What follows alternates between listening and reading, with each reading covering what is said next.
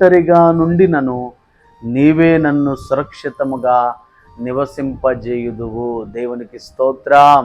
కాబట్టి దేవుని బిడ్డలారా, మనం ఒంటరిగా ఉన్నానని, నాకెవరు తోడు లేరని, నన్ను అందరూ విడిచిపెట్టేశారని, నాకు సహాయం చేసేవాళ్ళు ఎవరు లేరని, లేదంటే నీకున్న సమస్యను బట్టి నీ ఒంటరివైపోయి ఇంకా నా జీవితం అయిపోయింది, ఇక నాకు ఆత్మహత్య శరణ్యం, నానేవారు నన్ను విడిచిపెట్టేశారు, నానేవారు నన్ను చేయి విడిచిపెట్టేశారు, ఇక నాకు సహాయం చేసేవారు ఎవరు లేరని అనుకోవద్దు.